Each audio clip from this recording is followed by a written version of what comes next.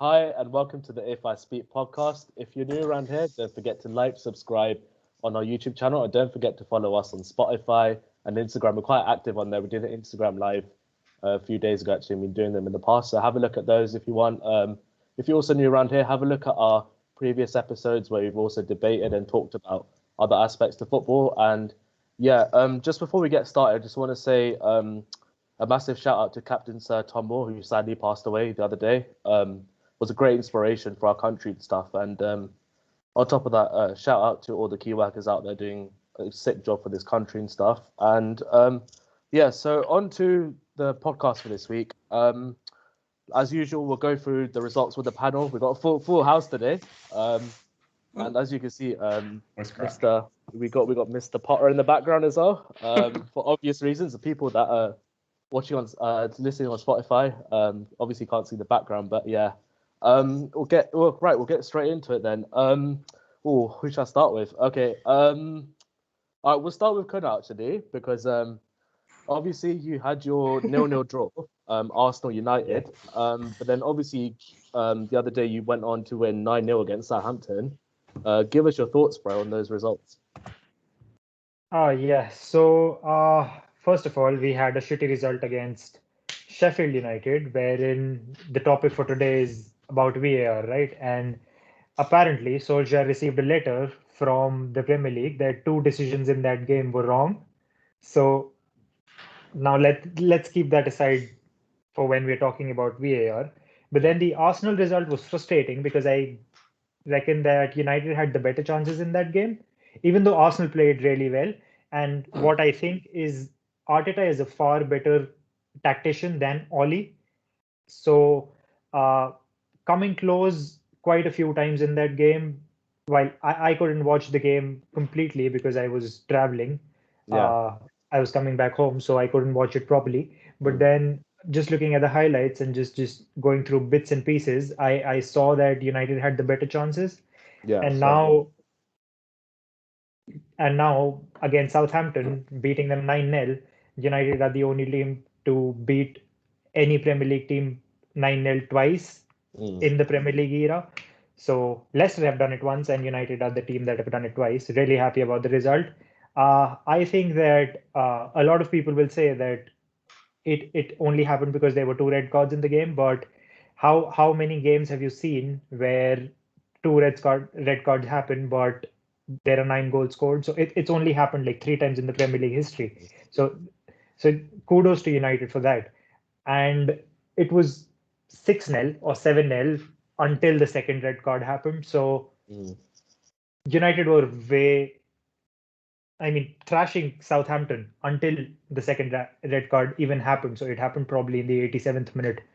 Until then, also United were pretty, just slapping them around the park.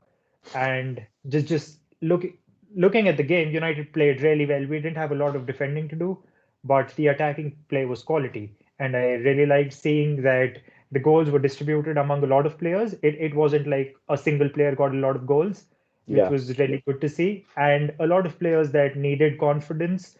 So like Martial, he got 2 goals. Dan James got a goal. Cavani got a headed goal. McTominay got a goal.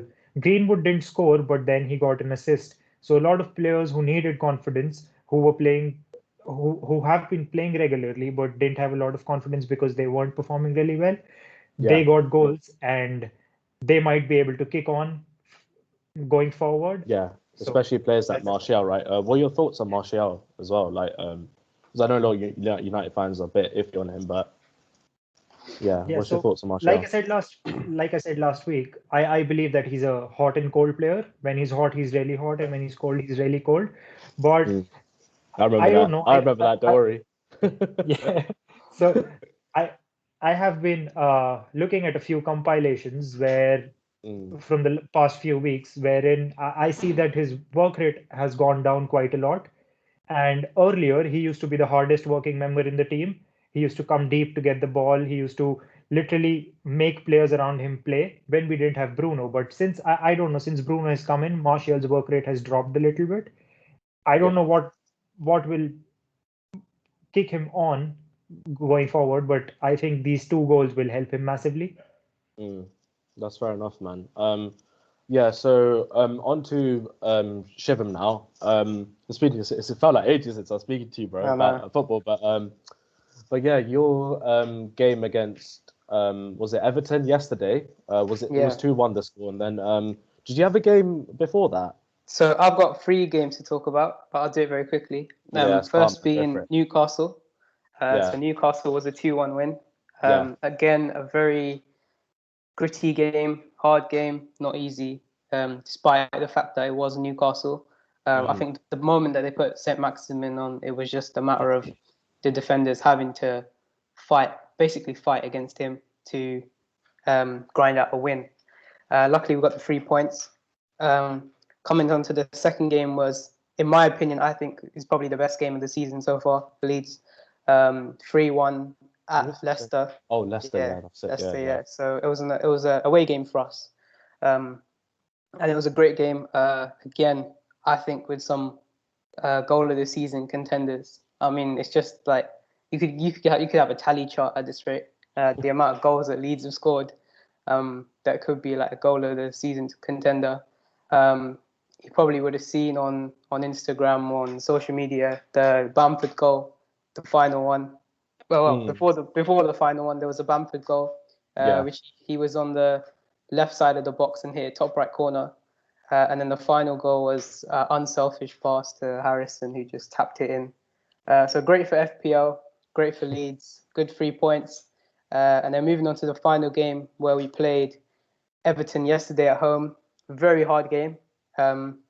We just got a new pitch given to us by Spurs, which we bought off them for 300k, which is an NFL pitch. Um, Obviously, we've had a few pitch issues at home last couple of games, so it's been quite difficult. But luckily, that came in perfect timing. And I think it was a hard game for both sides in the fact that everyone was slipping, both Everton and Leeds players. One point of the game, Andre Gomez, the Everton player, actually slid straight into Bielsa. Oh, really? Yeah, the conditions That's weren't great. jokes. Yeah. Again, it wasn't an easy game. It was a very hard game. And in the last, I think, 20 minutes, Ancelotti just went straight for tactics. He took off two midfielders and brought on two defenders. Mm, So the game ended with like 6 or 7 Everton defenders, just so they could obviously when you're playing against a team like Leeds with quite high pressing, we'll keep going, keep attacking. So for them, it was a matter of we have to defend no matter what. We have to grind out the 3 points, and they did it well. They took the 3 points and just have to look onto the next game. But obviously after the 9-0 game at Man United against Southampton, came to our relief because obviously Southampton dropped mm. places due to goal difference. So Oh, that sort yeah, of kept yeah. us at 11th. So luckily, nothing's lost really. Fulham lost as well yesterday. So despite us losing 3 points, nothing's lost out. We just carry on next game. And I shouldn't talk about the quick fact that I think I have a lot of mates that used to say to me when we were back in the Championship, why do you only watch Leeds games? I mean, to me, I feel like Leeds games are the only ones that I could continuously watch because they were entertaining. As you can see now in the Premier League, like Leeds are one of the most watched teams, and this is our first season back. We're like mid table. I think we've every game we've played, even the ones we've lost, and there's been some big losses along the way. We've covered most areas of the pitch, ran the most in the league. Also, the fact that we ended up playing, which I didn't mention yet, we ended up playing with a full championship squad by the end of the Everton game, I think. I mean, sorry, Leicester game. So Rodrigo's now out of our 4 signings, which nobody knows. Rodrigo, Rafinha, Koch is a German international, and Diego Llorente, who we Are you bought sure from you pronounced that Sociedad. right? Yeah, Shivam? Yeah. You sure? Yeah. Yeah. All Koch, players. Yeah, Koch. We keep it PG. Yeah. All After the players are obvious now reasons. injured, so basically that's Oh, signings are all out. So technically, we're playing with a full championship squad. Yeah, we're playing with a full championship squad. Yeah, and you still that's it there, bro? So I really. think you froze for a bit. Yeah, am I back? Yeah, you're back. Yeah. I was just Alright. about to say, like, you said you kept the tally chart of all the goals. Have you kept the tally chart of the goals conceded as well? Yeah. Yeah, I mean, we conceded the most goals, but it's gonna happen, you know. We're not really from this league. Again, all our teams are championship team. If it cut out there, you didn't hear me, but Yeah. full championship side, and we're still killing it. And I think Bielsa. I mean, we talk about the Klopps, Pep Guardiola's, the Mourinho's, but I mean, you gotta understand Bielsa's coming to the team. I think for me, Bielsa and probably Brendan Rodgers of Leicester City are probably the two most underrated coaches this season. And the fact that Brendan Rodgers has just come from Celtic, was it, or Rangers? One of Celtic. the Yeah. two Scottish clubs. Celtic, yeah, he's coming from Celtic to Leicester, and obviously that team is overpowered anyway. But the way he's pushed them to get out these wins, and on the other hand, you have Bielsa, who's first season he was at Leeds. We pushed for a playoff position to which we lost to Frank Lampard's derby. How that ended. Big up Frank. And Big the up second Frank. season, we ended up winning the championship.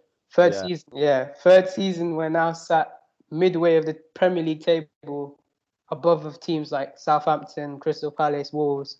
Like, I think Leeds fans, obviously, we all have high hopes, but we never ever would have expected this.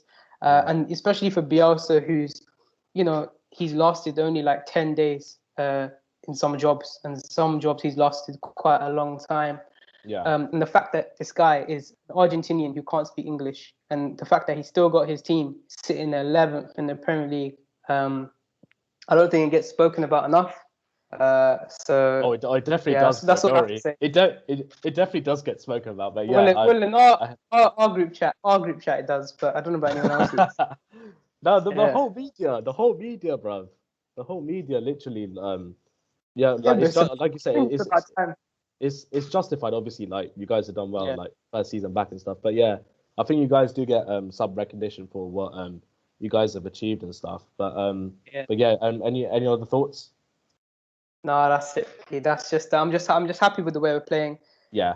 I think continue like this. I mean, grind out the season, take it to the end, and then just take it game by game. I think the fans are getting frustrated at defenders for not defending as tight as they could, or defenders getting irritated that we're going away, traveling, and doing well away, but then losing at home. Obviously, that's still a big thing for players, especially who are so used to their home ground, and then winning away but losing at home. I think just look at it as from an easy perspective. I mean, this is our first season back, doing quite well. Yeah. Let's hope to continue like this and then push forward, because the main aim now is we're now safe for next season. We're guaranteed a place for next season in the Premier League, and then see what happens in the summer transfer window. We're looking at some players. Hopefully, we're hoping we get this player, Rodrigo De Paul from Udinese. He's been on our book for quite a while. So hopefully that happens. And then we just see what happens from there. Yeah. Sounds good, bro. Thanks for that. We'll go to London next. So obviously, Mr. Potter behind me, outclassed trophy Mourinho, yeah. So obviously, if for people that don't know, Brighton beat Spurs on Sunday 1-0. So yeah, give me your thoughts on that, bro. What was your mind saying, bro? I'll get into Brighton next, innit? So I'll go into the Liverpool game first. Oh yeah, the Liverpool game. Yeah. That was probably just as worse as the Brighton game. Yeah. So at halftime, Kane and someone else came off because Kane got injured, and then we brought on Deadwood, like Lamella and Winks, which offered nothing to us at all during the second half of the game. We might as well just kept them off and played with 9 players on the pitch, because that's how terrible they were. So towards the end, it just looks like no one gave a shit about the game, and everyone just wanted to go back home. Man said the S word in that, yeah. Just like Aurier did after that halftime altercation with Lloris. So I literally don't know what was going on through Mourinho's head. Like, he was begging for a striker during last season. He got what he wanted. didn't even bring him on to replace Kane. So literally that game was just terrible. Yeah. What about And then- Brighton? Moving on to Brighton and them, man, yeah. That game, they made us look like a relegation team.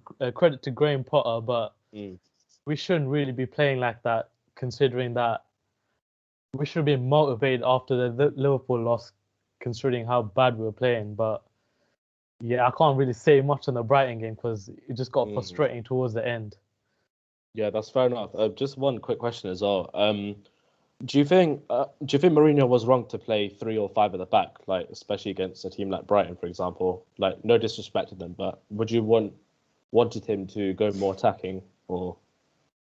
I mean, clearly it wasn't working, so I don't know why you'd try that after the Liverpool game, especially playing Sissoko as a right back, he just offers nothing to the game apart from running back and forth with the ball. Yeah, that's fair. I hear that, man. Any other thoughts? Any other frustration you want to let out? After tonight's game, innit? I'll get back to you on that. I'll think of something. Game, maybe. By the way, tonight is Spurs v Chelsea. We're recording this just before the Spurs v Chelsea game on the Thursday. So yeah. I've got no expectations for this game. I won't lie. Tuchel can literally come from. Are you still standing with Mourinho though after last week? If people have watched, the last week's podcast, I jinxed that so badly. After these 2 games, that just got me pressed to another level. Yeah, I hear that, man. I hear that. All right, we'll move on to Darius next. Mixed feelings for you, right? At the moment, obviously you had your game with United. You drew that 0-0. Then during midweek, you lost to Wolves 2-1. So just give me your thoughts generally first on the United game and then the Wolves game after, bro. Yeah, cool.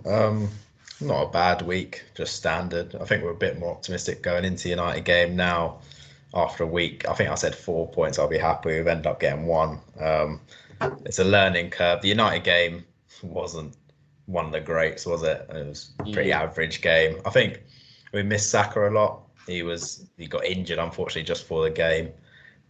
So we really missed that cutting edge, and you could tell it was quite a lifeless game. We didn't really make any chances. We had to rely on set piece. Lacazette nearly scored, to be fair, hitting the crossbar. That was unlucky. But as the game went on, United probably should have won and could have won. I think Cavani missed a couple. One chance in particular was a bit strange, but no, point against Man United, it's not bad at all. And I think a draw probably was the fair result. Then obviously Tuesday night against Wolves, we came out really well. We hit the post after like the first minute. Partey was bossing it in the middle, looking really good. Saka came back into the team. You could really tell the difference. He's just so underrated. He is our best player, I think, at the moment. Then he scored a great goal, got rightfully ruled out. I must say that VAR did work well in that instance. It was offside before that, and then Pepe scored a great goal, deserving goal as well. Nutmeg 2 people, finesse, top corner, beautiful. I'm glad that he's starting to kick on now and finding some form. So very comfortable. And then obviously David Luiz, like, do I have to say more? Just David Luiz. No, obviously it links to what we're going to talk about today in more detail. To be fair, it probably was his fault getting the wrong side of the attacker in the first place. Saying that, it was about a minute over what it should have been half time. It was. But it was naive of us to. We lost possession cheaply. Obviously, Luiz got in a wrong position, and when the strikers through on goal and you're behind them, it's only really going to end in one way. So I'd agree that it was a penalty, but I think obviously there's disparity within the ref's judgment of what is and isn't a sending off. Personally, I didn't think it was. Here, isn't it? Yeah, I didn't think it was personally, because they've got this double jeopardy rule, and obviously Luiz, it wasn't intentional. Apparently, if it's intentional, it gets you a yellow card, and if not, it's a red. So I'm not really sure on that, but. Obviously, we saw today that Bednarek, who committed a pretty similar foul, as Kuna was saying earlier, he's got rescinded, but Luiz didn't. So there's something that needs to be, if it's a rule change then or something deeper, then that needs to be put in place, because it can't be very similar tackles being deemed one a yellow card, one a red card. But yeah, so they took advantage. That just killed the game. Red cards always kill games, to be honest. Once they got that penalty, I think a penalty would have been fair and it would have probably been a good game still. But once they scored the penalty and got a man sent off, it was only going to end one way. Then just after half-time, Matinho scored a crazy goal, worldy of it. You're saying about goal of the season contenders, that's probably one as well, because that was a really nice strike. And then it got worse with, we didn't have enough with 10 men, let alone 9 men. I don't know what happened there. That was crazy. Have you seen Wolves' TikTok? They're fully mocking it. Oh yeah. I haven't seen it. No. It's just mocking it. But Leno's had a great season. You can't really fault him for one mistake. I think it was very rainy, so I think it must have taken a strange bounce or something, because it was just something. It was weird. I don't know why he's going out of his hand there. Like, don't come for it in the first place. But yeah, we gave it a good go. Maybe a bit of reality check, and I think you get those games sometimes as well. There'll be a learning curve. We just capitulated, really. We didn't really capitulate, actually. We were unfortunate with what happened, and we have to learn from it. Don't give away silly red cards. It was all that good work we did before. We got in front, dominating, and then just to lose it for one red card is just silly. And to end the game with 9 men's, it was a tough one to take. But yeah, we move on. Yeah, fair enough. Thank you for staying so composed. I know you're gonna expand later on, but yeah, we'll move on to another victim of Graham Potter, Mr. Abhinav. Yes, we do. So obviously you had a great win against West Ham. I think Darius was on about some goal of the season, Moutinho. I thought was it Salah's second goal? Which was Shaqiri crossed it. Yeah, the counter attack. I thought that was an amazing goal as well. Obviously you got your win against West Ham. Tough game, arguably a tougher game than Wednesday's game, which was yesterday. Obviously you lost to Brighton as well, same result as Spurs did. All that all that being at home as well. So that's now what 2 home losses in a row since 2012. I'll leave it to you, bro. Go for it, man. Anyway, Darmish, tell me about your games. After. Okay. So we had I think we didn't talk about the Spurs game because we did our episode before that. Yeah. But I said before in the previous episode that if we go on if we beat Spurs, I feel like we could go on a bit of a run and see what we can do. And then we beat Tottenham. We beat them really well. I think the change we made that was really good was we put Henderson, we put Henderson back, and then we put Wijnaldum as a 6 instead of an 8, and Thiago forward. Because I think the problem we had before, breaking down teams, was Thiago. We'll get onto that in a bit. Yeah. We put Thiago's 8, so he can go a bit more forward and create stuff, and I think that worked. We started. We broke down Tottenham. We broke down West Ham the same way. We're playing really good football, and then the Brighton game. That was annoying. I woke up the next day and I see Krish on the group chat sending Lingard, comparing Lingard. I lost, head's almost gone. Yeah, I think Darius knows that. I think before we went on air and stuff, we showed Darius the combo basically of what Chris said. Basically, if people don't know, Chris is basically one of our uni mates. He's just so, what's the word, not anti-United. What's the opposite of anti? He backs United a bit too much, and then OTT, that's the word. Yeah, that's the word. And then man was sending memes about Lingard, because obviously Jesse Lingard scored 2 for West Ham yesterday against Villa. A great win for them, by the way, as well. But he was trying to justify Lingard's better than Thiago. Let me know what you think of that in the comments. I'm not even going to ask, is Lingard better than Thiago? Just give me your thoughts on that, really. But sorry, I've carry on. Yeah, Krish, when I catch you after this pandemic, I'm coming. But yeah, the Brighton game, it was the same thing as the Burnley game. We did nothing, and then we couldn't break them down, and then they played really good football. So Yeah, I don't know what to say, to be honest. Like, I'm just not surprised, because I knew from like 60 minutes onwards we weren't going to score. As soon as Brighton scored, I knew we weren't going to do anything. And I don't know, like, I feel like we've lost quite a lot of players, like Van Dijk, Gomez, Fabinho, Keita, who else? Lost quite a lot, and even Mane that game as well. Mane, yeah. Alisson as well. So we had a lot out, but even then, there's no excuse. Like, we were on a good run as well. So yeah. That's fair enough. And do you think? Because I was saying to a mate earlier, who's a Liverpool fan, I was like, do you think it's more your attack that's the problem than defense? Because obviously you got crucial injuries to defense, but do you think that's been the whole problem for you this season, or do you think it's more attack? Because, like, from my perspective, I think you guys at the attack, I just think the front three are just not providing as much as they could, in a sense. And obviously, if you take Salah's goals out, like, who's really stepped up, really? Yeah. No, I get that. Yeah. The thing is, like, the attackers can only do so much. Like, if you look at the chances we're creating, they're half chances. They're nothing.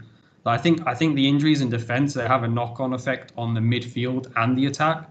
So like, if we like get injuries in defense, then we have to bring our midfielders back. Then we lose any like intensity in midfield. We're playing Wijnaldum, who, like, people say like, oh, he has his special role, but like, he has to do other stuff as well. Like, he's good for ball retention, but other than that, like, you saw Basuma on the night, he was all over the place. He was player, by the way, as well. He's a quality player, yeah, exactly. So it's just a knock-on effect. I feel like if we have maybe two defenders, we can bring our midfielders forward. And yeah, I feel like some people are turning on the attackers, but it's a bit unfair when they're not getting the service they need to do, like whatever they need to do. Like, you look at the Brighton game. I thought after West Ham we changed our ways. We weren't crossing as much. But then the same thing, Trent Robertson just spamming crosses to what Origi, like Thiago's like looking to cross the ball and he looks up. It's not Lewandowski, it's Lewandowski, or like Origi up top. So there's nothing we can do. Like, maybe we should cross it to Lingard, innit? Exactly, we need Lingard. He's what we're missing. Yeah. Yeah, that's fair, man. That's Yes, fair. just to touch on what Abhinav said right now. I mean, last season, what we saw with United also was just because we didn't have really good defenders, the attackers had to help a lot out in defending, and that cuts out a lot of quality in attack that they could bring otherwise. And I mean, I'm really happy with what is happening with Liverpool at the moment. They're losing games back to back, but then I understand the fact that defenders, if they don't have proper defenders, the attackers have to help out a lot more in defending. Yeah. Which is true. That is true, to be fair. Yeah. Also, like, if you think about Liverpool, like the team we have now, the thing you immediately think about is like the intensity and stuff like that. Without fans, like a lot of games before, we had our fans basically push us over. We were like pretty average, and then we get a lucky deflection just because we kept pushing. I feel like now that we don't have the fans, we can't rely on them as much, and it's much more on the players. And I feel like, yeah, it's just a lot of things are just adding up to it now. But that's not an excuse. We were pretty bad. We're terrible. Yeah, Brighton were much better than us. Yeah, that's fair. What about you, Darvish? Do you wanna talk about your games? Yeah, so so obviously we've only had the one since we recorded our last podcast, which was Burnley at home. So we played Burnley at home on Sunday. It was quite comfortable for us. Had most dominated the game, really, 2-0. It's still kind of hard to nail down what's been going on at Chelsea, just because of the amount of change we had, and with Tuchel's at the wheel, by the way, at the moment. Like, I know obviously 2 games, draw and a win, should have beaten Wolves, to be fair, but yeah, it's quite hard to judge Tuchel at the moment. But I think what surprised all of us is team selection, especially having Marcos Alonso back in the team. Like, that surprised a lot of fans, and especially going to 5 at the back as well, which we thought we wouldn't go back to since Conte left. So in that sense, yeah, great result. Then obviously Thursday's game against Tottenham, that'll be the real test for him at the moment of where we're progressing and stuff. I just need to get some confidence and up the table. That's what I've said, really. Like, obviously I had to say my piece about Lampard last week and stuff. And yeah, it's not much to go off, really. But yeah, professional performance. Azpilicueta Alonso bossed it that game. Kovacic as well. We haven't seen that in a while, playing well and stuff. So yeah, it's just a bit difficult. But I just pray Werner gets a goal. I say this every week. Don't know when he's going to score next, but I pray it's against Tottenham. He's doing that tonight. He's scoring tonight. Just watch. He'll miss a penalty tonight. Oh man, could I hope Probably. Yeah, I think you should play Kepa for the bands. Play Kepa up front. Bro, Yeah. Kepa's not even a footballer, man. Bro, he's not even an athlete, man. Trust me. But yeah, like I said before, just we can't go off much really on Tuchel. But yeah, that leads us nicely onto the next the main part of the podcast now, which is VAR ruining football? So so simple question: is VAR ruining football, Darius? It's a bit of a cop out, but I'd say it's not intrinsically VAR. It's the referees, most specifically the English Premier League referees, that are perhaps ruining it. I don't know. I think if you watch European leagues, and even if you go back to like 2018 World Cup, VAR, I remember it was used much more sporadically. It would be really, they say it's for clear and obvious errors, yet we're using it every other minute. The linesman or lineswoman, I should say, can't even put up their flag. Well, they can't really. I don't even know what the job of linesman is now. It's just to see if it's a throw-in or not. We saw with the lady that did, I felt sorry for her. She did put her flag up and she was wrong. And then Man City go and score. And then the West Brom players are like, how can you carry on when the flag's gone up? It is, I don't know. And obviously that's for them to work out, not me and not us to work out how they go about using VAR to great effect. And let's not forget that it has been beneficial, probably for all of our clubs at some stage or another. But I do think there's, in terms of ruining football, I've only been to a few games before the pandemic hit. Obviously, we can't go to games now, so we don't really know the effect of VAR in terms of fans going to games.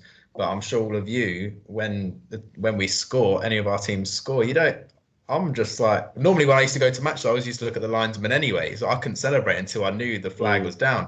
Now it's just like, you celebrate, you're like, oh, even if the team's celebrating, like a minute later, you'll get cut back.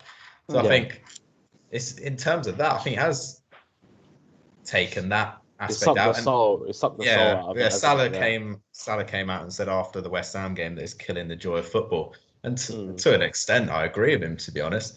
It's just, I always like that unpredictable nature of football, but then there's obviously going to be points in seasons where it's unjust and you've been not given a penalty that you should have been given. So obviously VAR and technology had to be implemented for that. And look at the goal line technology. That was a good use of technology, other than the Villa. I don't know how that went, a mishap last year. Other than that, it's like 99.9% accurate. So they need to just figure out a way that they can effectively use the technology, because at the moment I think it's just used too much. There needs to be some type of rule changes in terms of red cards, because I think it's getting a bit silly that total games are getting ruined by a little what Louise did or Bednarek did, a little touch. Like, football's a contact sport at the end of the day, but I don't know, I think a red card should really be for something like out of the ordinary, like violent conduct.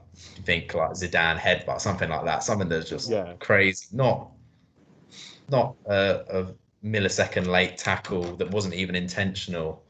But I don't know, you have to, at the end of the day, I think it's English referees at fault, and they need to, obviously it can't happen now, have to be at the end of the season or something. They have to review this and think, how are we going to go about making sure that not the game stays fair on the one hand, but we're also enjoying the football. Because at the moment, at the end of the game or during the game, the main topic is VAR and the referees, and they always say a good sign of a referee is if they're not mentioned at all. And now, instead of actually enjoying the football, all we talk about is refs these days. And so, yeah, I think to an extent, it's just ironic that it's there to correct and perfect football, but it's having that adverse effect of just ruining it for fans, to be honest. So Yeah. Yeah. I'll open this up to like all of you guys then. Like, what needs to change and how the hell do we improve this then? Because like Darius said, it's impacting us as fans not being able to celebrate it properly and stuff. It's ruining games. So what needs to Yeah. change basically? Yeah, so if you remember of last year or in 2019, Arsene Wenger came out with a practical solution to the offside rule, where he said that if a scoring body part of the player is offside, give it as offside and not when his fingers are offside or Yeah. his butt is offside. So that is one Yeah. thing that could be You can score with changed. your butt. Not all players are Hazard so- can. Yeah. Hazard, yes, come on. Yeah. So you could change that wherein if a player's hand is offside, so you should not give it as offside. And the second rule that needs to change is the handball rule, wherein if the hand is not in an unnatural position, it should not be a handball. I mean, the ball could come at you from any direction. It's such a fast-paced game. So I mean, most players aren't really good with boxing, so their hands aren't quick enough. They're really good with their feet, so they can't really move their hands out in time. And that's really not a way to give away penalties and stuff. So Sorry. yeah, so it's not a really nice way to give away penalties when your hands in a natural position, but you give a penalty. I was really happy when we defeated PSG away from home in the Champions League, but if I look back at it, Kimpende's hand was in a natural position. So yes, it made me really happy, but I can understand that if we would have been at the receiving end, how much of a heartbreak would it have been? So these are the two rules that I would basically like to change. Yeah, what about any of you guys? Any thoughts? Also, like, wait, Go you on, go. You go. Okay, You go. like the thing is, like, when they find a mistake in one of the rules for VAR, they change it mid-season. I feel that's kind of unfair in other teams. Like, if you take the City game, for example, I think the City Villa, where Yeah, Villa, yeah, where Rodrigo came from an offside position and basically took the ball off him, and then after the game they protect the referees. They say there's no mistake, but then a week later, they'll announce a new rule saying, oh, you can't do that now. So I feel like maybe at the end of the season, review all this, speak to the players, because I think the players know themselves what they prefer, what's right and wrong. And although there might be some like discrepancies with like attackers and defenders and what they prefer, they usually know what they want. And yeah, I feel like just leave it to the end of the season to decide when these rules are made and like have a proper discussion, because I feel like we're just doing it as we go along. And yeah. Go on, Shaper. You had something to say, bro. Just following on from Abhinav, I think that obviously VAR is a piece of tech which they've spent however long trying to make and implement into the game of football. I mean, it's used not just in the Premier League but other leagues too. And the fact that are we really using VAR to help make decisions, or because now it's the case where like Darius said exactly, he's got it spot on. The fact that the talk of at the end of the football game is VAR, should that decision have been right or wrong? I mean, obviously, as football fans, no matter what happens at the end of the game of football, if our teams, something controversial is going to happen or something that doesn't go our team's way, we're going to say, oh, that should have happened, or like we see on Arsenal fan TV all the time, this should have happened, this should have happened. I'm just taking an example just because a lot of people obviously view that. And you can see fans' frustration. But the problem is, despite the tech that VAR is, the fact that obviously a human has to actually sit there, obviously someone with an unbiased view has to sit there and work out by drawing lines and, it's practically doing maths to work out is if a guy's offside or not. And if their fingernail is just over a line, you know what? We'll just cut it and we won't give it. I mean, that Man City one, I mean, yeah, it was a great goal, and I was rooting for Man City because I had all them in my FPL. But the fact of the matter is West Brom, rightfully so, stopped the game, stopped playing because the flag was up. And you're not gonna know what some dude's doing in a box drawing lines. you're obviously going to think, okay, well, if the game stopped, then we're going to stop. And I think, we can. I agree with Abhinav and Kunal in the fact that it can be changed, it can be altered. But the thing is, this all takes time, and it's going to take a while. Like Abhinav said, we just wait till the end of the season. But then we'll have to whatever changes are made, then we'll have to try it again next season. Will it work? And then this could go on for like the next 2-3 seasons until we get it right. So if you think of it from that sort of view, it may just be worth just sticking to the original system of, referee makes a decision, linesman makes a decision. I mean, it's sort of taking roles away as well, whether that's right or wrong. The linesman's job is to flag someone offside if they feel someone's offside. If they get it wrong, they get it wrong, right? But at least you can say it's a human error. This, it's a piece of tech that you've created that you still can't get it right. So what's the point in it? And like even now, I've Googled it, VAR. I mean, every game, like Darius said, every game, there's an incident, there's something that's talked about. Why are we wasting so much time talking about VAR? I mean, personally, I don't think it should be in the game because the amount of decisions that have gone against my club, your club, all of our clubs, it should be for a referee to make that decision. I mean, it's got to the fact now that Southampton have said after the Man United game, we're not having them ref our game. I mean, the refs are still getting blamed, not the tech. So the fact is, get rid of the tech and just let it happen as it is. And that's all I have to say on the matter. Yeah, that's great points, guys, by the way, as well. Thank you for that. And like for me personally as well, VAR, I think I 100% agree with what all you're saying, but I think I don't think the actual technology is not the problem. Like Darius said, I think it's the referees that we employ in this country that are basically idiots because they literally they're professional for a reason. They should know the rules inside Careful, out. you get fined. Huh? I mean, you might get a fine. Careful. In any other leagues, do you? How what? Sorry, bro. I mean, you don't see this problem in any other leagues, do you? Exactly. Yeah, that's Sorry, you go for it, true, bro. It's always in the Premier League that every match day we see something going on with the referees, as if they're robots listening to whoever's in Stockley Park and they're behind the screen smoking whatever, and they're not even paying attention to the game. Let's be real, because everything's just so inconsistent. Like, I think Wenger touched upon it a couple of years ago that English referees shouldn't be going to the World Cup because of how terrible they are. Yeah, that's true. Like you said, international tournaments in Champions League, you don't ever see VAR as an issue. Like, even obviously, this is the example that's fresh in my mind. Obviously, none of you remember this well. Man City Spurs. Was it quarterfinals? Quarterfinals, right? Yeah. That game was just. And obviously, I don't know that what game, was going on. Obviously, everyone will be like, yeah, Spurs were lucky. Even I said, yeah, you guys were fluky to win that game. But at the end of the day, VAR was right in that sense for giving. Was it Aguero? It was Aguero, wasn't it? Who was offside. And then even the season after, you guys, Man City Spurs, same thing. Jesus scored in the 93rd minute. That's when it worked right because he was actually offside. So then you could be like, okay, fair play, VAR works. But what annoys me most is I've said, the inconsistency of it. That some clubs get a leeway on one decision, but the other clubs don't. And it's I don't know if you guys listen to Peter Walton on BT Sport.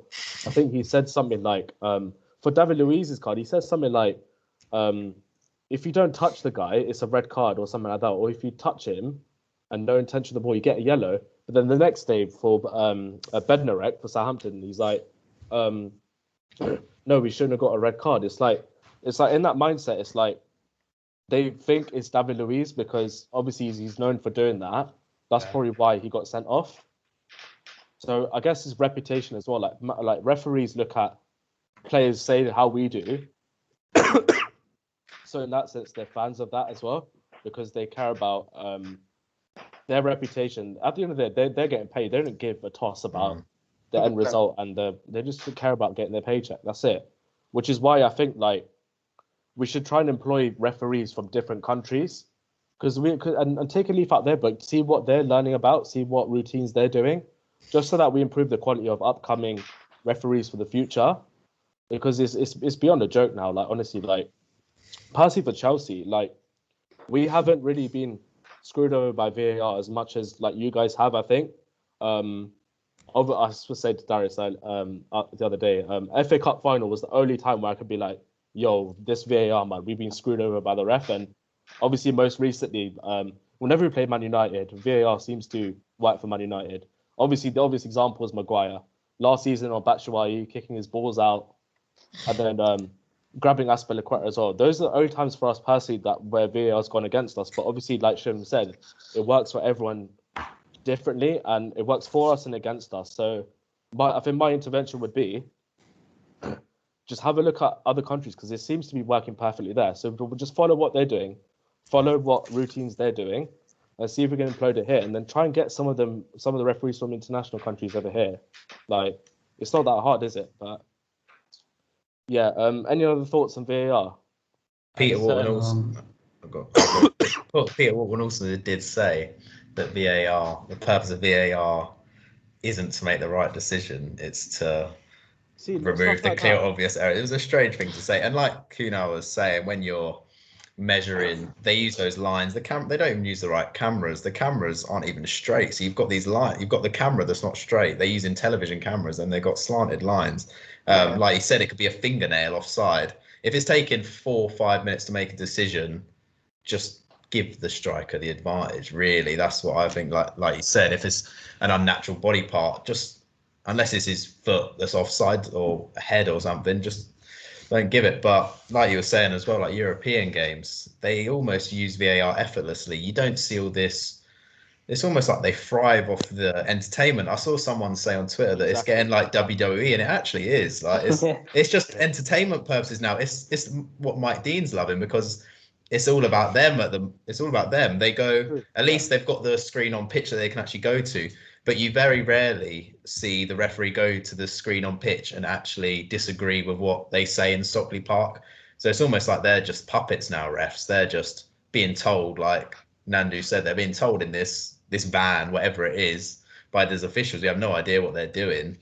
And the game's been controlled by a group of referees making decisions somewhere else, and then it's for the referees to bear the brunt. I do think it's obviously a tough job to be a referee, but at the end of the day, perhaps they're just not good enough to. But the thing is, like you say that it's a tough job for them, but at the end of the day, they've got this VAR technology for a reason. It's like a referee should know in their brain that, okay, I've not seen this decision. Like, I'm not going to trust what the people say to me. Fair enough, they have an opinion. And I have a monitor there for a reason. So I'll go physically myself and check, which they've done on some occasions. Last season, they didn't do it at all for some weird reason. I don't know why, but they have a monitor there for a reason to check for themselves.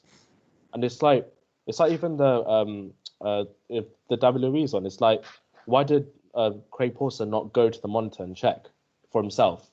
Then you can really judge, see if it's the referee or if it's VAR. Because if he still would have given a red, then it'd be like, oh, like Craig Pawson's not fit enough to referee. And it's just like, what? He did go to the screen, and he didn't disagree. Did he go to the screen? Yeah, he didn't disagree. That's what I'm saying. I think they make these decisions in Stockley Park, and the refs, I think once they've been told in their ear by like 7 officials that they think is a pen, they're not going to turn around and say no. I disagree. But unless it's Mike Dean. If the referees have an option to look at the screen, VAR shouldn't exist. The referee should be basically like, I want to see a replay. I mean, just bend VAR until it's as solid as the goal line technology. Yeah. Are there any other thoughts then on VAR? Are you guys okay? So we'll go to each of you now. So Nandi, are you VAR in or out? In, but there needs to be changes, obviously. Okay. And what changes are those? Like, what do you want to see change? I feel as if all 20 club captains should come together and have a meeting with whoever's in charge of VAR and talk about what the issues are and clear out any problems that players might be having, or any doubts that they may be having about offsides or what there has to be given a red card or stuff like that. All right. We'll go Abhinav next. Are you VAR in or out? But before that, like, if all the 20 captains come in, they're speaking to a board, and like these boards are controlled by money. So I feel like they're making money now from these like controversial decisions, people talking about them. So like no matter what we do, we're talking to people who don't really care about the future of the game. They just want to gain more revenue from this. And for like VAR in or out, I feel like there's a couple of adjustments that need to be made. Like offside. There's some other leagues that they have a leeway where you can be offside by a certain amount, rather than someone's like us being like offside, and like you don't have an advantage. You're not gonna, like, if you get what I mean. So I think there needs to be quite a few changes, and like Nandu said, like speak to the captains and they can push it forward. But I don't know if that's going to make a difference because I feel they've done this before. They've had discussions, but they've just not made the right decisions before. So yeah, fair. Yeah. Shivam, bro, what about you? I mean, I think you could tell by the way I was speaking. I think I'm VAR out. I mean, I think just take it back to how it originally was. The game was fine the way it was. You know, there are going to be a couple of decisions where, as fans or as managers or as players, even you're going to be a bit frustrated. But I think just continue how it was. I mean, it's been working like that for so long. Why bring in a new system if it's not going to work? I mean, if it works, fine. Then I'm all for it. You know, if it's going to correctly decide that a player's offside or the goal shouldn't stand, that's perfect. I'm all for it. But I think all these changes, even like Nandu said, the 20 captains. I mean, that's brilliant. If you could, if they could go ahead and do that. But it's all going to take time, and the problem is it's going to cut away so many, so many decisions that shouldn't happen or should happen. This will last for like the next 2 seasons. I think just the way the game was played, continue like that. If you want to bring in refs from other countries, that's good too, because obviously we do need a bit of change, with the English refs, and some of them I've seen some of them are quite biased as well. Their teams, they might be a secret United fan or a Liverpool fan, or you never know. Secret Howard Webb. Yeah, The secret Howard Webb, yeah. It's true. But no, I think I'm totally VAR out on the basis of what's happened this season. But if they can come to a settlement, they can change something. But if they can do it quick as well, then I'm all for it. Yeah. What about you then, Darius? Are you VAR in or out? Just to play devil's advocate, I think Shivam said we were better without it, but I know for a fact if we started the new season next year with no VAR, a couple games in, and we'll be like, something would happen, and we'll be like, VAR would have correctly made that decision. So I think we are quite quick to forget what it does well, and there are like, even in the Wolves game, we got done poorly by VAR, but we also scored and it was offside. So I think sometimes we do forget that VAR ultimately that's what it is. It's there to make the right decision. We know it works across the country. Like, I agree with Nandu. I just think it's the way it gets used needs to be in a better way, because at the moment it's just becoming the centre of attention, and that's not what we as football fans are watching the game for. We're not watching it for referees to have their biased decisions and to be every game using it for about 5-10 minutes, and for us to not celebrate and enjoy the game. So yeah, I'd say keep it, but definitely needs tweaking. What about you, Kunal? Same question, bro. Yeah, so I want VAR till it can be kept for what it was meant for initially, which was to pull out the clear and obvious errors out of the game, and just like that, keep a fingernail offside, not an offside if the linesman has not given it. So just stick to that. If it's an obvious red card, give it. If it's an obvious penalty, give it. If it's an obvious offside, give it. But apart from that, VAR shouldn't interfere with the game at all. The game should flow rather than stop every couple of minutes and then be stopped for 2 minutes, 3 minutes, wherein the teams which are playing, their rhythm completely breaks. Yeah, that's fair enough. But I think my stand on it is, I think it's interesting how Darius said, Shivam kind of said separate points, as well as what Nandu said about the 20 captains and stuff. But I agree with both your points in the sense. But like I said before, it's just we should just get new referees, get a new set of referees, even give some of the young ones a chance. Maybe I know it's a big step up, obviously from refereeing at amateur like semi-pro level, but why not give them a chance? Because they must be better than some of the crap that's out there already. So like just give it a go anyway. Like why not? Like I think what Shivam touched on before as well when we started this convo is like VAR has only been there for what is it 2 seasons or 1.5 seasons? Is I that think right? so.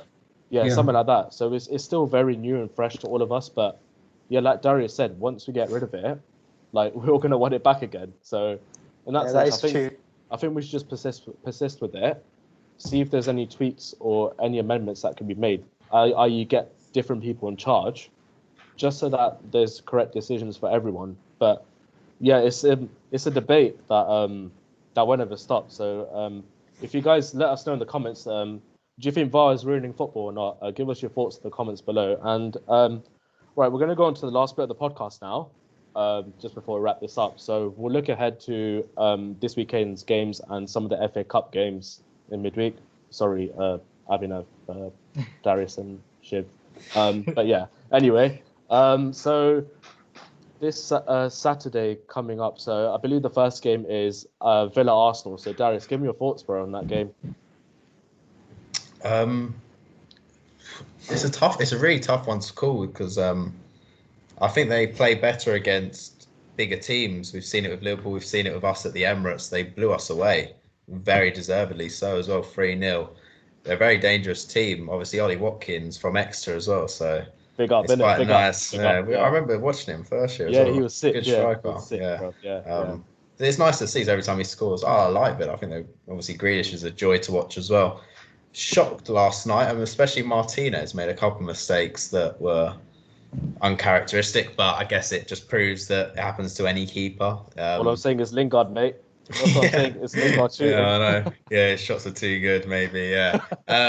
Yeah, it's an early kickoff as well. I can see us turning up and not really being up for it away day. I'm always confident, but I'd take a 1-1 draw, to be honest. I think it'll be a tough one. A win would be great, and I really think it would be good if we just come out and take the energy we've got, the frustration we've got from that Wolves game in a good way, because it was so unjust the way we lost that game in the week. So if we could take that energy and try our best, there's no reason why we can't win. But when players like Jack Grealish, Ollie Watkins, McGinn are on form, they're a tough team. So yeah, it'll be difficult. Yeah, that's fair, man. Cheers for that. Score predictions? I said 1-1. I'll go 1-1, okay. Or 2-1 Arsenal because I'm always confident, but it'll be hard.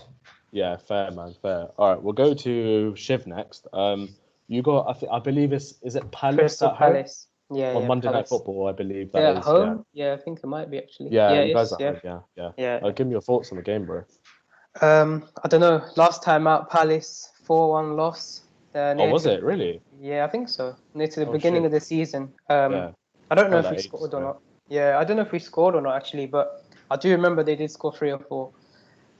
Again, that was a tough game, but that was away, and we tend to do better away. Funnily enough. Now we lost yesterday against Everton, who are now gone top 6, I think.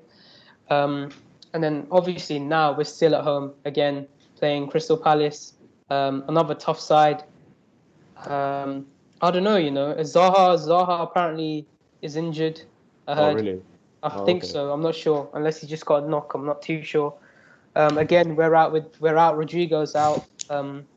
2 of our defenders are out, so we're having to play Pascal Strike.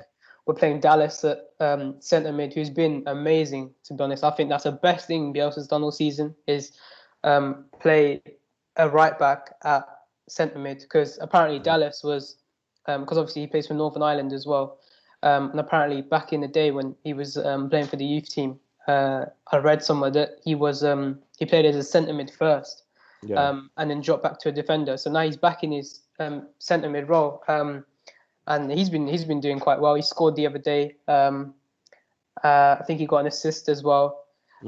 So I don't know. Tough. Crystal Palace are a weird side to play against. They've got players that can score a weird goal or two. Like example, Benteke, he's not someone you think would score, but he can score as well. Gary Cahill got the winner. Just saying. Yeah, they've got who else have they got? They got Zaha, obviously. They've got Eze, who's been brilliant. I think that's been a great signing for them. Great addition to the team from the Championship. So they are a tough side. I'd like to say I'd take a draw because anything will go right now. But I'm hoping the way Bamford's been, the way Harrison's been, Rafinha as well, mini Neymar. I think I'll be hopeful and I'll say a 2-1. I'll say a 2-1. Okay, fair. For me, I think Rafinha is. I think if I had to put signing of the season, I'd say Emi Martinez number 1, and second would have to be Rafinha for me because that guy's been immense. Lingard. No, not Lingard can get out of this. He don't count. Lingard. Cheers for that, Shiv. Right, we'll go on to Kunal next. You guys play Everton at home, I believe. Yeah, we do. Yeah, Everton at home next, and probably that's the toughest game for the. I mean, in the upcoming games, we play in the Premier League, I guess, against West Brom and then Newcastle. So Everton's like the most difficult game for United, and they've got Ancelotti as their manager, who I believe is a better manager than Oli.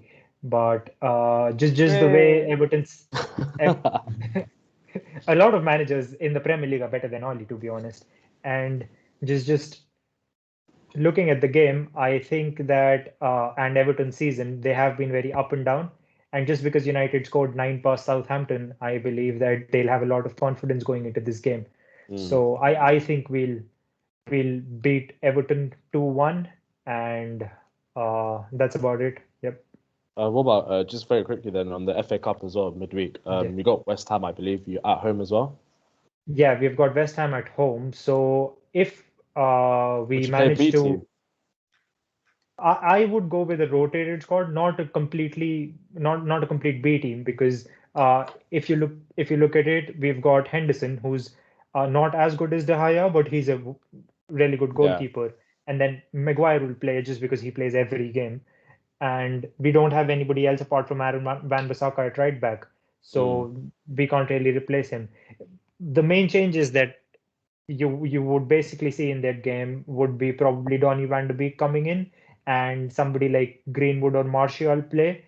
Apart from that, I think that 6 or 7 first team players and 3 or 4 changes. That's it. Yeah, fair enough, man. We'll go on to the next game then. So Nandu, you guys play West Brom on the Sunday, is that right? Yeah. Yeah, and then you have a midweek game against Everton, I want to say. Is it Everton? Yeah, Everton in the FA Cup. Yeah, give me your thoughts, bro, on both games. So West Brom, I don't think they've had a win in a very long time. But considering it's Tottenham, it's their time to shine. It's their time to shine. So if they want to take their first dub, they can have it. But I don't want that to happen. So obviously, I'm going to go with a 3-0 win against them, considering that I don't know whether we're going to play our strongest team against them because we've got Everton in the FA Cup, and I'm guessing that's probably our main focus at the moment. Yeah, I was just about to say, do you think Jose might potentially rotate against West Brom and then play his stronger side against Everton? Because that might be a more important game for you guys. 100%. I think we're definitely going to... I think we should play our weaker team against West Brom. Yeah. And isn't your team weak already, though? I'd say so. That all depends on tonight's result. This is going to That's why you're both like 7th and 8th. I'd say it depends on tonight's game as well, because I have no idea how we're going to line up as well. So without Kane, we got no creativity within the squad. And apparently Delhi had a conversation with Mourinho the other day, sorting out their problems, because obviously the move to PSG didn't go through. Yeah, sorted out his problems because he couldn't leave. Yeah. Exactly. Yeah. Ironing out their problems, finding common ground, which just before Valentine's as well, yeah. But they're sorting it all out now. He's gonna get dumped into under 23s now. Watch. You'll isolate. Valentine's present. Imagine on the 14th, he's like, Delhi, go to the under 23s. I mean, I think Delhi's our only hope right now to sort out creativity in the squad. Yeah, that's fair, man. Right, we'll go on to Abhinav now. Obviously, you got the big game, really big game on Sunday. Yeah. For me, like my opinion, this Liverpool man. People don't know it's Liverpool versus Man City on Sunday, 7th Feb, 4:30 on Sky Sports. I was just about to say, it's like, something. huh? No, Sky Sports one day, I was maybe, about to say. just in case people don't know it. But yeah, I was gonna say, I was like, I think like this is my opinion, but I think Liverpool City, could decide if Liverpool are still in the title race or not. I think we're not in it. Well, you think really? Oh, I think we're done. go, We're too go for it, man. inconsistent. Talk about the game, man. Who do you Yeah. think? City, Leicester? No, yeah? I think the only team that can beat City is Liverpool. That's what I think as well. I think Like, so. I think any so team- too. Yeah. Yeah, I mean, we could beat them on the day, but then we'll go on to lose against someone like West Brom. So we're too inconsistent right now to mount any challenge. Like City look unstoppable, so I'm not looking forward to that game. Like every game is just like passing When by. United had Mourinho, we had this thing going where we used to say that Guardiola has Mourinho's number and Mourinho has Klopp's number and Klopp has Guardiola's number. So that's how it goes. I mean, that's how we used to say it. So Klopp has the capability to beat Guardiola any day.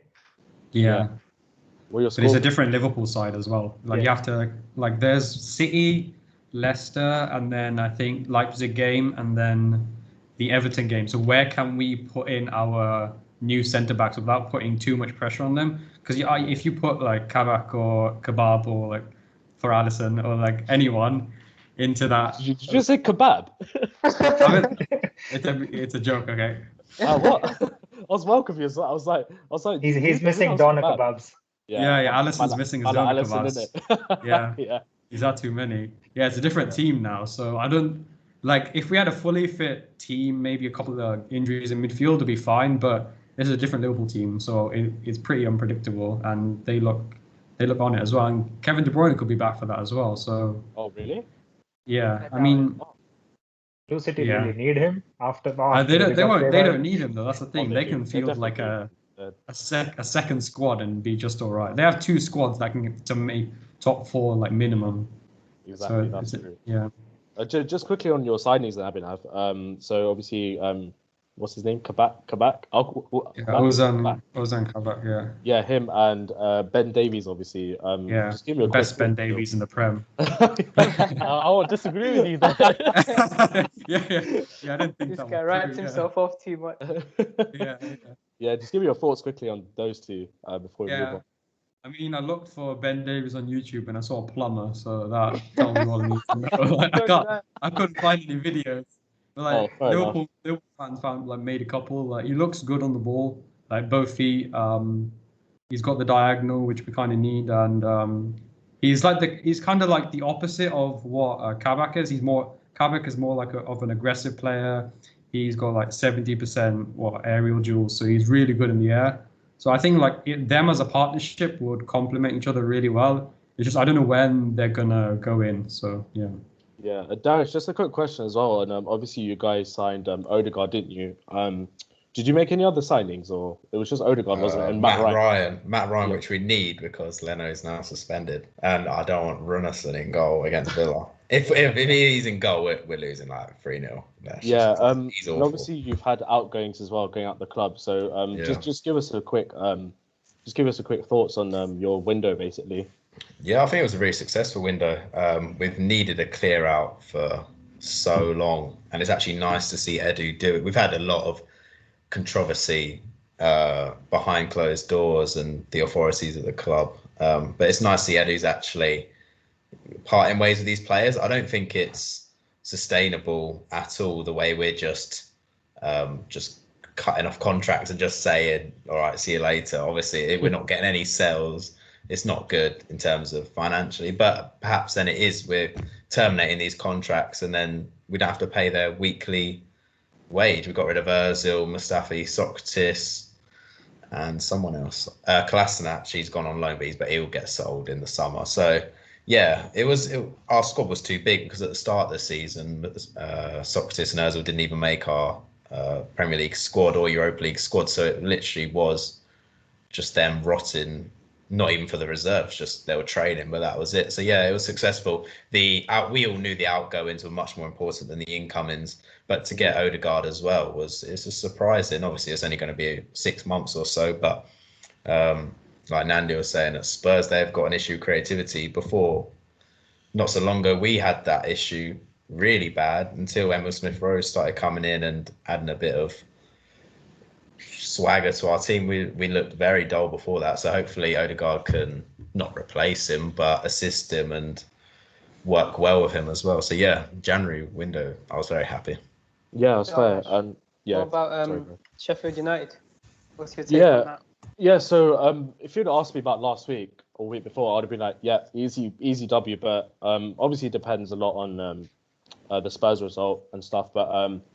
But yeah, it'll be a tough game against Sheffield because obviously they're fighting for their lives. They got a couple of wins on like the bounce and stuff, so it'll be quite difficult. Quite a difficult game for us because we lost like 3-0 there last season as well. So like these lot ain't mugs despite how they're doing this season and stuff. But yeah, it's just all about finding confidence within the team with Tuchel because obviously it's all very new, so it's hard to pinpoint what kind of team will go. But probably score prediction, I'll probably go 2-0 Chelsea for the Sheffield game. But yeah, like I said, it's all reliant on the Spurs game tonight. And yeah, guys, any last thoughts? Any last thoughts at all? Or You failed to mention the Barnsley game because you also are in the FA Cup, so you'll be playing thanks for them. reminding me. Yeah, Barnsley. So yeah, we got Barnsley as well on Thursday. I think Barnsley's a potential game where a lot of Chelsea fans would want to strive towards as well if in terms of the FA Cup, because I think a lot of Chelsea fans want silverware this season because obviously we came close last season, but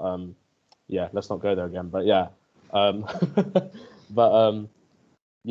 Barnsley away should be routine for us, should be easy for us. Like we're not taking them for mugs either, so just have to win that and hopefully I don't know when the draw is. I think the draw is next week as well, so hopefully we get another easy draw. We'll see what happens. So, but yeah, any other last thoughts? We should ask our subscribers like what they want to see as well. Let us know. Yeah, down in for the next comments. few episodes. Yeah. Yeah, guys, like the boy said, let us know what else you want to see on this podcast. And obviously, boys, thank you so much for joining me again for this another weekly podcast and stuff. And massive shout out to obviously Sir Captain Tom Moore, who sadly passed away 2 days ago and stuff. So big up himself, big up all the key workers working hard for us. And yeah, if you're new around here, don't forget to like, subscribe to our YouTube channel, follow us on Spotify, follow us on Twitter, follow us on Instagram as well. We're quite active on there as well. So go have a look at our posts and our Instagram lives and stuff. And yeah, I hope you all have a good weekend and a good week. See you.